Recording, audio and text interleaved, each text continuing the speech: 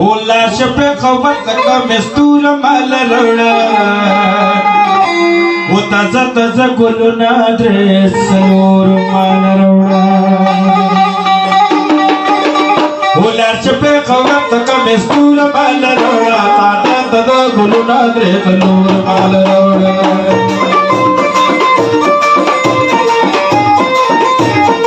لاړ شه پېښور ته کمیس تور ماته راوړه تازه تازه ګلونه درې څلور ماته راوړه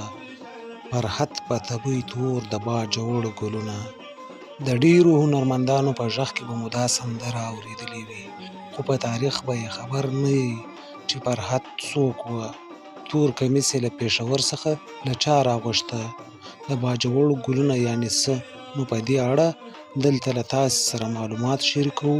ویډیو تر پایه را سره وګورئ ولا شفق وقت مستور مال روڑا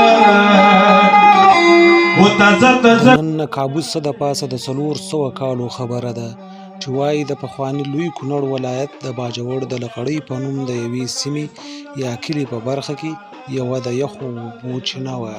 د سیمې او د کلي ټولې جینکۍ به ورتلې او د څښاک اوبه به یې ترې راوړلې پخوا په کلیو کې دوکانونه نه وو چیرته لرې به یو ښارګوټی وو او هلته به دوکانونه وو وایي یوه ورځ د کلي یو زلمی ښار ته تللو د ګودر او چینې پر غاړه په ناستو جینکو کې یې کومه خپلوانه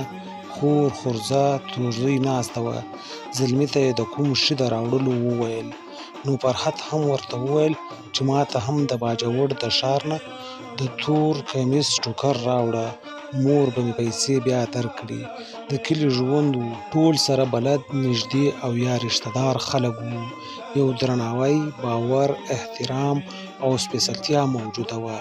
وایي په دغه وخت کې د کلي کوم بل زلمی پر لاره تېرېده د فرحت خبرې یې واورېدلې او پرته له کوم فکر او سنجشه نیغ ولاړه او د فرحت زلمي ورور ته یې په همدغه کیسه په لږ څه بدل او د منافقت په ډول وکړه د فرحت ورور هم د پښتو ننګ او احساساتو په سیند لا وکړ له کوره یې توره راواخیسته او د تورې تبۍ چینې ته د سترګو په رپ کې ورسېدلو فرحت د پیغلو سره ناسته وه ټوکې ټکالې او خنداګانې یې کولې چې ورور یې ناڅاپه پر سر په تیره توره وواله او ځای پر ځایه شهیده کړه توره تبۍ او د اوبو رڼه چینه پر سرو وینو رنګ شوه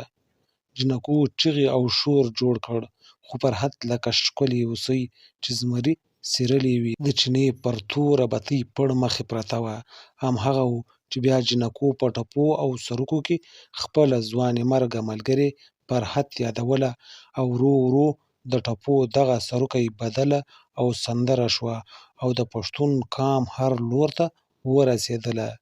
لاړ شه پېښور ته کمیس تور ماته راوړه تازه تازه ګلونه درې څلور ماته راوړه فرحت په تبۍ تور د باجوړ ګلونه خو د دغې پورتنۍ تاریخي نقل او حکایت پر خلاف بیا یو بل تاریخي روایات هم موجود دی ځینې کسان شاهدان او ادیبان بیا وایي چې د سوات د صوابۍ په ډاګۍ نومي کلي کې یو استاد و چې عبدالغفران بیکس نومېده او پخپله شاعر هم و روایت وایي چې په 1929 کې بیکس پېښور ته تللو نو لور یې ورغږ کړ چې پلاره یو کمیس تور ماته راوړه نو وایي چې بیا بیکس صیب دغه غږ ته ادبي رنګ ورکړ او سروکی یې ترې جوړ کړ او ورو د حجرو او دیرو په بانډارونو کې مشهوره شوه د یادونې وړ ده چې په دغه هکله د پښتو ادب یاد شاعر او لیکوال ښاغلي سرور خټک صیب هم یو کتاب لیکلی دی همدغه سروکي چې د خټک صیب په وینا د فرحت تر شهادت راوروسته په سیمه کې مشهوره شوی و او هر ځای به خلکو د رباب سره زمزمه کوله نو خټک صیب د لومړي ځل دپاره یوه لویه سندره کړه او نور بندونه او بیتونه یې هم ورپسې جوړ کړل جومې تبۍ چینې ته نه ځي په واپس کې ترېنه مړې کور ته راځینه فرحت په تبۍ تور ګلونه فرحت د جونو منځ کې ناسته خبره نه وای عزرایل ورته راځینه فرحت په تبۍ تور ګلونه توره تبۍ په وینو سره شوه چې په فرحت د تورو وشول ګوزارونه فرحت په تبۍ تور ګلونه ما ته له ښاره کمیس راوړه مور مې پیسې درته تیارې ده شیرینه فرحت په تبۍ تور ګلونه غمازه زړه باندې سوری شي تا د فرحت ورور ته دروغ ویلي دینه فرحت په تبۍ تور ګلونه د جنکو په خوله مې سره شوه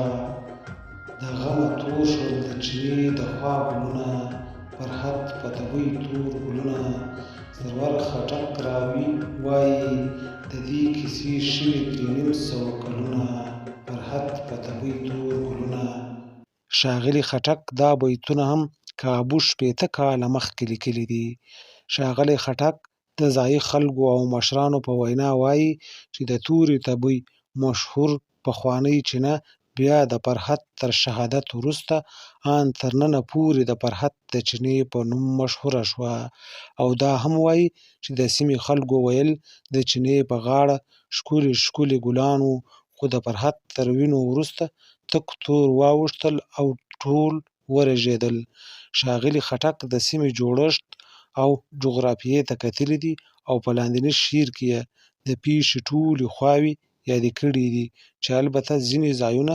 لا تر اوسه په کونړ او باجوړ کې په هماغو پخوانیو نومونو یادېږي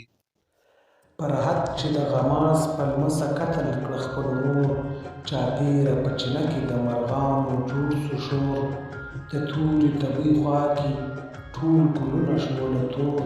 فرحت په تبۍ تور د باجوړ ګلونه چینه د تبۍ شوه مشهوره په فرحت چینې ته به بیا نه راتلې جونې د ملت چینه کې پاتې نه شو هغه خوند هغه عظمت حالونه د فرحت د چینې نور ماله راوړه لاړ شه باجوړ ته کمیس تور ماله راوړه اوړه به د عناد کلي نه راواخلې د جوارو شړشم به وي ګل شوي په پټو کې د مایارو شوقي به ټوکېدلي وي په سیمه د سالارو ګلونه د شړشمو ته سمسور ماله راوړه لاړ شه باجوړ ته کمیس تور ماته راوړه چې د فرحت د غمه بل دي درې ورونه فرحت په تبۍ تور د باجوړ ګلونه په کول به ځان ته واخلي د لغړۍ د کمر سر کې چې کلي ته راځي جانانه ښکلي به په سر کړي چې دروند راته ښکارېږي د همزولو په نظر کې د ځان سره روزان د پشت نور ماته راوړه لاړ شه باجوړ ته کمیس تور ماته راوړه که لاړې ناوکۍ ته مو ورچوکې ماته راوړه چې زه یې په کوڅو کې الول لګوم شاته زما سرور خټکه چې پیدا کړمه خوشحاله انبار نه دنځري ښکلي ښکور ماته راوړه ما هم د دې سندرې په تاریخي شالید پسې ډېرې پلټنې او هڅې کړې دي او د ډېرو مشرانو نه مې پوښتنې کړې دي